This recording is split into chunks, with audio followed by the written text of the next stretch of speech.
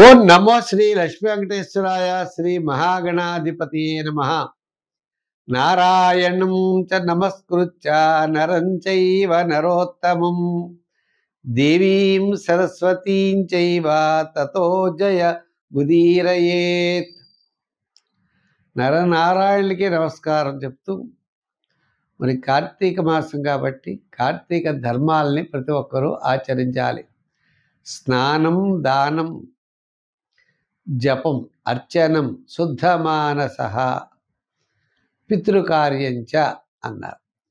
అంటే స్నానం 30 రోజులు చేయాలి. 30 రోజులు కూడా యథాశక్తిగా దానం చేయాలి. అర్చనం, ఆ భగవంతుడిని పూజించాలి.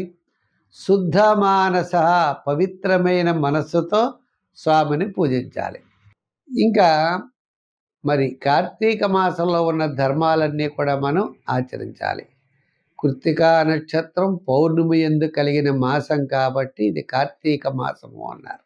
చేత ఆ నరనారాయణులకి నమస్కారం చేస్తూ మనం ఈ వారం రాశి ఫలాలు ప్రారంభిద్దాం.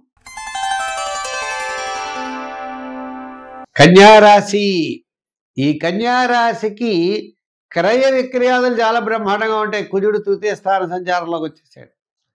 మీ యొక్క క్యాలిక్యులేషన్స్ కూడా చాలా కరెక్ట్గా ఉంటాయి. రాశ్యాధిపతి తృతీయ స్థాన సంచారం, రాహు షష్ఠ స్థాన సంచారం, ఆయన మంచి యోగదాయకంగా ఉన్నాడు.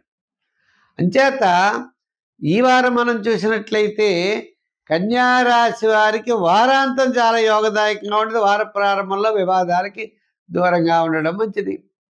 ప్రతి పని కూడా చాలా శ్రద్ధగా చేయండి. మంచి ఆలోచనతో ముందుకు వెళ్ళండి.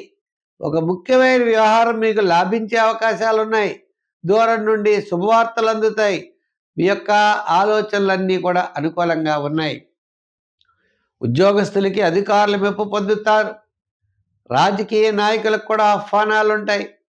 వృత్తుల పరంగా చేసేవారికి కూడా ఆర్థిక పరమైన ప్రోత్సాహం ఉంటుంది. వ్యాపారాత్మకంగా చూస్తే రియల్ ఎస్టేట్, షేర్స్, జనరల్, కిరాణా, మెడికల్, ఫ్యాన్సీ, ఎలక్ట్రానిక్స్, అలాగనే మీకు కమిషన్ సంబంధమైన వ్యాపారాదులు, ఆయిల్ సంబంధమైన వ్యాపారాదులు కూడా బ్రహ్మాండంగా యోగించే అవకాశాలు ఉన్నాయి. ఈ వారం మొత్తం మీద గతం కంటే ఈ వారం చాలా ప్రోత్సాహకరంగా ఉంది. అనుకూలమైనటువంటి మార్పులతో ముందుకు వెళ్ళేటువంటి పరిస్థితులు ప్రతి ఒక్కరూ కనపడుతున్నారు. చిన్న చిన్న వృత్తులు చేసేవారు కూడా కొంత అనుకూలమైన మార్పులు ఉన్నాయి. సంఖ్యల్లో 5, రంగుల్లో గ్రీన్. ఆరాధనలో శివారాధన చేయండి, మంచి ఫలితాలు ఉంటాయి. నూతనమైనటువంటి ప్రోత్సాహం మీకు తప్పనిసరిగా లభిస్తుంది.